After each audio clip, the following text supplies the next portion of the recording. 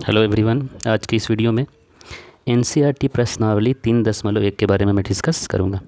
जो आपने अभी पढ़ा है आभाज्य संख्या, गुणनखंड और गुणज के बारे में, गुणनखंड और गुणज से रिलेटेड इस प्रश्नावली में क्वेश्चन दिए हैं, उसको मैं सॉल्व करूंगा। ये बेसिक है, ये स्टार्टिंग है, इसको आप समझ जाएंगे कि कैसे इसका गुणनखंड निकाला जाता है, तो आप आगे इसको आसानी से निकाल सकते हैं। तो इसमें जो भी प्रश्न है उसको मैं बनाऊँगा और उसके बाद आप समझेंगे। उसके बाद जो होमवर्क मैं दूंगा आगे के स्लाइड में उसको आप सॉल्व करेंगे। तो सबसे पहला क्वेश्चन यहाँ पे है आपका 24 है। 24 का गुणनखंड निकालना। तो यहाँ पे हम सबसे पहले आप 24 लिख दो। निकालने का बहुत आसान तरीका है, इसको आप देखेंगे। एक डिवाइड की मदद से निकाल सकते हैं और मल्टीप्लाई की मदद से निकाल सकते हैं। तो मैं पहले आपको सिखाऊंगा कि मल्टीप्लाई से कैसे निकाल सकते हैं। तो देखिए 24 को हम लिख सकते हैं 1 गुने 24। तो 24 को 1 गुने 24 लिखेंगे तो 24 आ जाएगा। ये 24 को 1 के बाद हम लिखते हैं 2। तो 2 में कितना से मल्टीप्लाई करेंगे कि 24 आ जाएगा। तो 12 से मल्टीप्लाई करेंगे तो 24 आ जाएगा। उसके बाद हम 3 लिखेंगे। 3 में कितना से मल्टीप्लाई करेंगे कि 24 आ जाएगा। तो 8 से मल्टीप्लाई करेंगे तो 24 आ जाएगा। 3 के बाद आता है 4। 4 में कितना से मल्टीप्लाई करेंगे कि 24 आ जाएगा। तो 6 से। अब 4 के बाद आता है 5। तो 5 में कोई ऐसी संख्या से मल्टीप्लाई करेंगे तो 24 आएगा नहीं। तो 24 नहीं आएगा। अब देखिए इसमें क्या क्या 3 गुने 8 लिख सकते हैं, तो इसको 8 गुने 3 भी लिख सकते हैं। दोनों बात एक ही हो गया। तो अब यहाँ देखेंगे 24 का जो गुणनखंड होगा उसको हम कैसे लिख सकते हैं। अब देखिए सबसे पहले 1 आया है तो हम यहाँ पे 1 लिख देंगे। उसके बाद क्या आया, 2 आया तो 2 लिख देंगे। उसके बाद 3 आया है तो 3 लिख देंगे। उसके बाद 4 आया है तो 4 लिख देंगे। उसके बाद 6 आया है तो 6 लिख देंगे। उसके बाद 8 आया है तो 8 लिख देंगे। उसके बाद 12 आया है तो 12 लिख देंगे। उसके बाद 24 आया है तो 24 लिख देंगे। यानी 24 का जो गुणनखंड होगा वो होगा 1, 2, 3, 4, 6, 8, 12 और 24। यही गुणनखंड होंगे। इसके अलावा 24 का और कोई गुणनखंड नहीं होगा। आई होप ये आपको समझ में आया होगा। दूसरा जो सवाल है आपका 15, क्या है 15। तो 15 को हम कैसे लिख सकते हैं। तो सबसे पहले 15 को जो हम क्या लिख सकते हैं, 1 गुने हम 15 लिख सकते हैं। उसके बाद आता है 2। तो 2 में किसी ऐसी संख्या से मल्टीप्लाई करेंगे तो 15 आएगा तो नहीं। 2 तिये 6, 2 चौको 8, 2 पचे 10, 2 छक 12, 2 सते 14, 14 आता है। 2 8 क्या हो जाएगा 16। तो 2 से नहीं होगा। 3 से करके देखें तो 3 से होता है। 3 का पहाड़ा में आता है 15। तो 3 को कितना से गुना करेंगे 5 से। तो 3 पचे क्या हो गया 15। इसके अलावा आप इसमें अब देखेंगे तो आगे नहीं आएगा। तो 15 का जो है फैक्टर यानी गुणनखंड क्या होगा, सबसे पहले क्या होगा 1 होगा। उसके बाद 3 होगा। उसके बाद 5 होगा और उसके बाद 15 होगा। ये सारे जो हैं वो क्या होंगे 15 के गुणनखंड होंगे। 1, 3, 5 और 15, ये सब क्या होंगे 15 के गुणनखंड होंगे। अब आगे देखिए क्या है 21 है। क्या है 21। तो 21 को हम सबसे पहले सबको 1 से गुना करेंगे, क्योंकि 1 सबका गुणनखंड तो 1 गुने 21 लिख सकते हैं। उसके बाद 21 और किसका पहाड़ा में आता है तो आपको याद रखना है। 2 में नहीं आता है, 3 में आता है। तो 3 सते 21 होता है। और किस में आता है वो आपको याद रखना है। तो वो और जो 21 है किसी के पहाड़ा में नहीं आता है। तो 21 का जो है गुणनखंड क्या हो जाएगा, सबसे पहले तो 1 हो जाएगा। उसके बाद उससे बड़ा सबसे पहले छोटा गुणनखंड लिखेंगे तो छोटा 1 है, फिर 3 है, फिर 7 है और फिर 21 है। ये जो होगा वो क्या होगा 21 का गुणनखंड होगा। और उसके बाद देखिए 27 है। तो 27 को कैसे लिख सकते हैं, तो 3 गुने 9 लिख सकते हैं। सबसे पहले 1 गुने 27 लिखेंगे। उसके बाद क्या लिख सकते हैं 3 गुने 9 लिख सकते हैं। इसके बाद और 27 आता है किसी के पहाड़ा में तो नहीं। तो 27 का जो गुणनखंड होगा क्या होगा 1 होगा, 3 होगा, 9 होगा और 27 होगा। इस तरह से आप गुणनखंड निकाल सकते हैं। उसके बाद 12 का भी निकाल के दिखा देता है आपको। तो 12 का क्या लिख सकते हैं 1 गुने 12 लिख सकते हैं। उसके बाद और क्या लिख सकते हैं 2 गुने 6 लिख सकते हैं। फिर 3 है तो 3 गुने हम क्या लिख सकते हैं 4 लिख सकते हैं। 3 चौके 12। और हम कुछ लिख सकते हैं तो नहीं। तो 12 का गुणनखंड क्या हो जाएगा 1 हो जाएगा, फिर 2 हो जाएगा, फिर 3 हो जाएगा, फिर 4 हो जाएगा, फिर 6 हो जाएगा और फिर 12।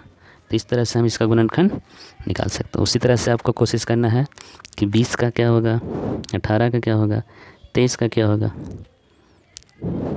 और यहाँ पे 36 का क्या होगा। इसको आपको कोशिश करना है।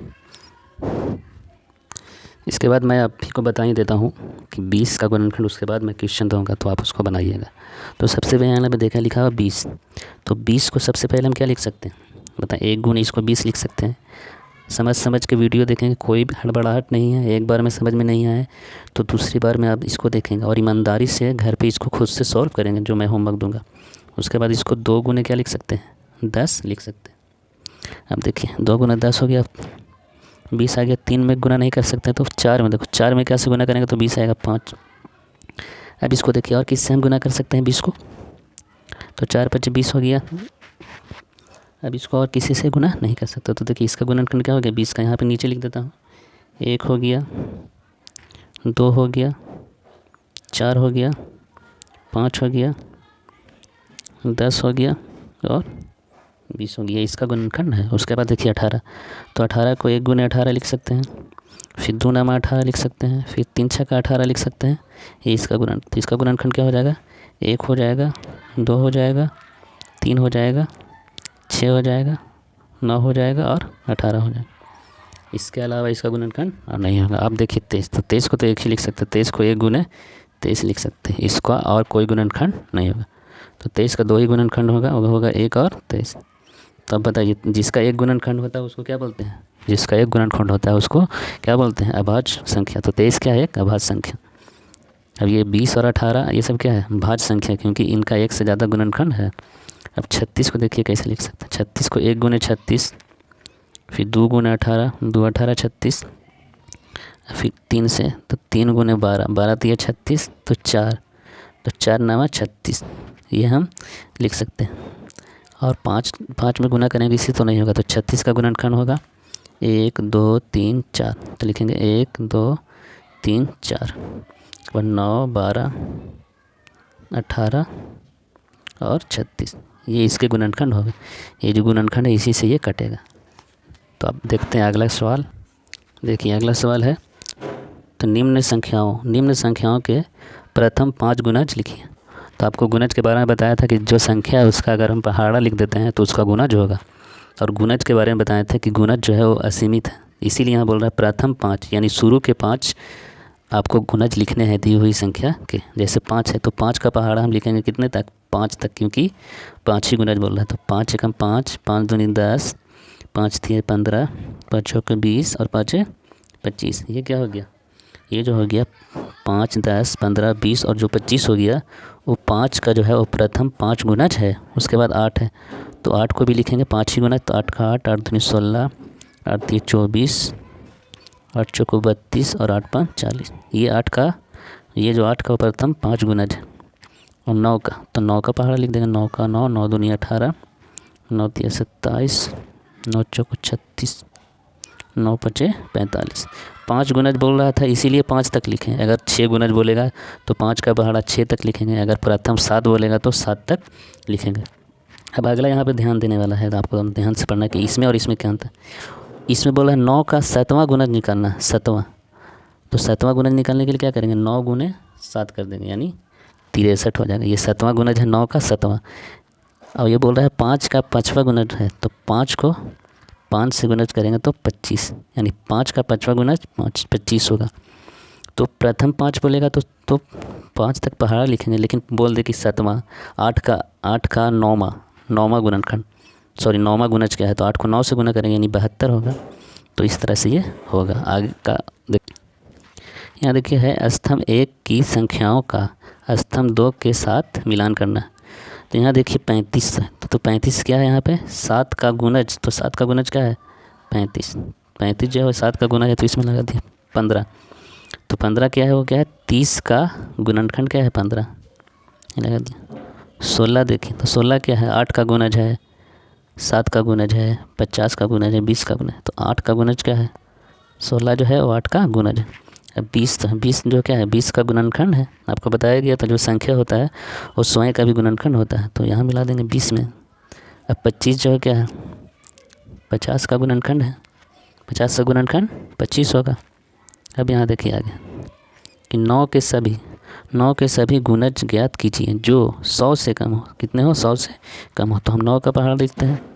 यहाँ लिखेंगे 9, 9 दूनी 18, 9 तिये 27, 9 चौको 36, 9 पचे 45, 9 छक 54, 9 से 63, 9 8 72, 9 9 81, 9 10 के 90।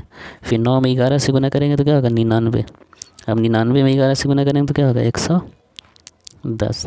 तो यहाँ 110 ये ज़्यादा ना हो गया, तो ये वाला नहीं लिखना है, हमको सिर्फ 100 से कम लिखना है। तो 100 से कम 99 तक होगा, यानी 9 के सभी गुणज ज्ञात करना है जो 100 से कम हो।